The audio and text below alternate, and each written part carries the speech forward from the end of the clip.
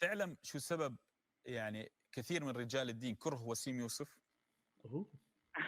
لا والله، شو تحليلك؟ شيخ أعلم. ليه؟ شو تحليلك؟ وراجعت لأنه يردون الدين يصير من خلالهم فقط. وإحنا ديننا قوي. لأنه ما يريدون حد. أنا تربيت بينهم. درست على أيديهم. أنا إنسان تربيت مساجدهم ودرست على أيديهم، وكثير أمور كنت غير مقتنع فيها بس لا أجرؤ، والله أخاف. كنت لا أقتنع بمسألة الجواري. كيف أنا كأمة the first issue already, the sex slavery, he's like, is killing him inside. That's the second issue. The first issue was, he said that I grew up in the mosques and I have been reared. Okay, so sex slavery is the first issue. So he's got that problem. Okay, and look what he's saying right now. Like, this is genuinely what somebody who knows the faith would need to grapple with.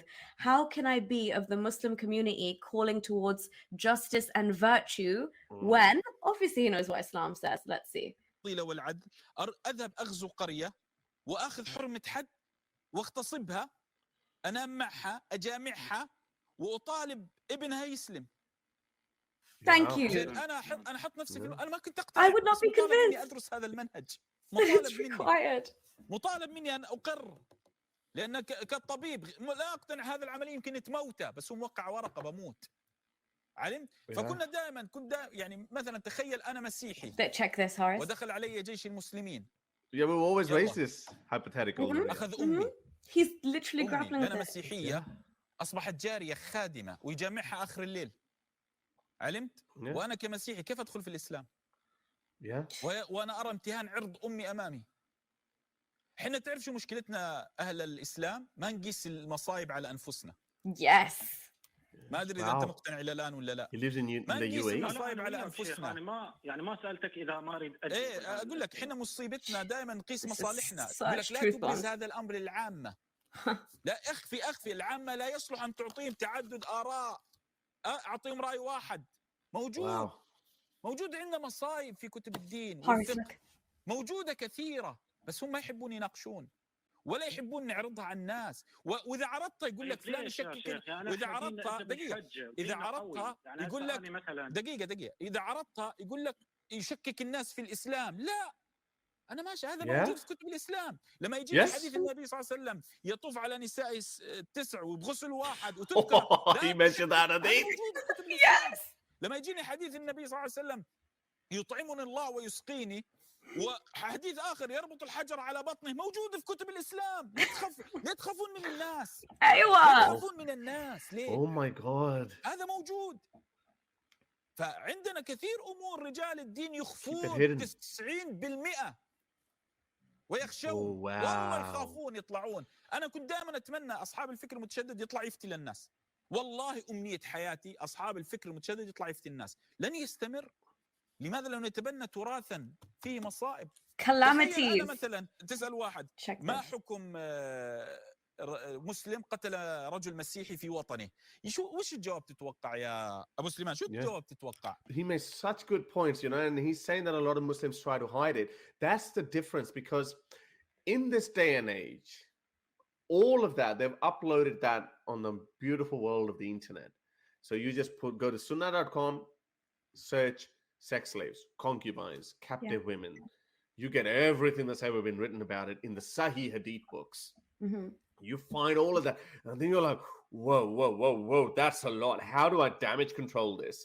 So a lot of ex-Muslim activists have been putting that out there for the last 7, 8, 5, 6 years or something.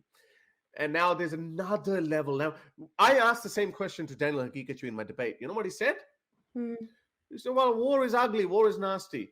Well, the United States dropped nuclear bombs as well, so I would rather be a sex slave than get a nuclear bomb dropped on me. That's what he said. And this is exactly what he said, that Muslims are always looking out for their own best interest. They're like, yeah, so what? The other option they give as well is to say that it's a mercy, that it's better to be raped and sold as a sex slave than to die. Yes. But you ask any woman in that situation, I'm sure she'd say, kill me. Yeah. I would. So these are the kind of excuses they have to make because of their already repugnant ideology. If this ideology did not have sex slaves, let's just say that. There's another hadith that he casually dropped, like our Prophet Muhammad used to go and have sex with all of his wives in one night in a single bath. Imagine if that piece of information just didn't exist. That would have been one less embarrassing thing for Muslims to defend. But because it's in there and the Prophet did it just purely by virtue of that, they have to do the impossible, i.e. defend it. That's how bad it is, Nuria.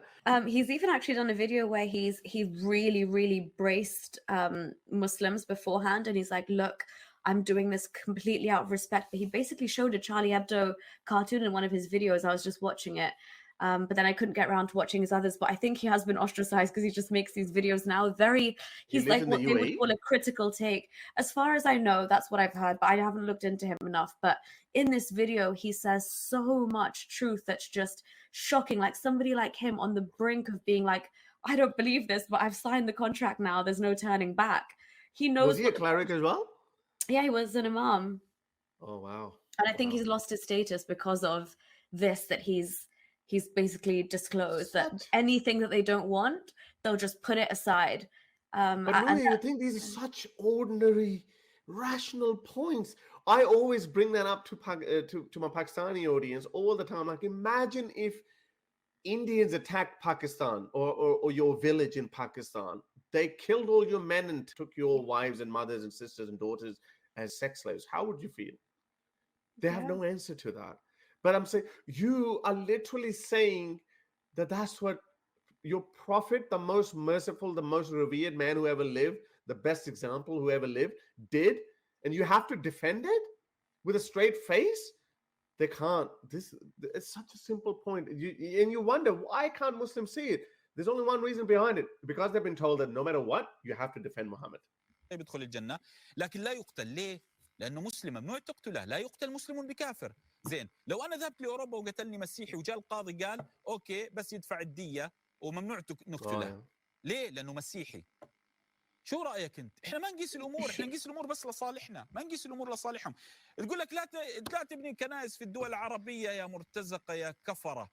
واحنا نطالب نبني مساجد في اوروبا ونزعل. واحنا عندنا مساجد في اوروبا ونزعل اذا ما بنينا مساجد، نزعل. يقول لك ياتي رجل دين اخرجوا المشركين من جزيره العرب.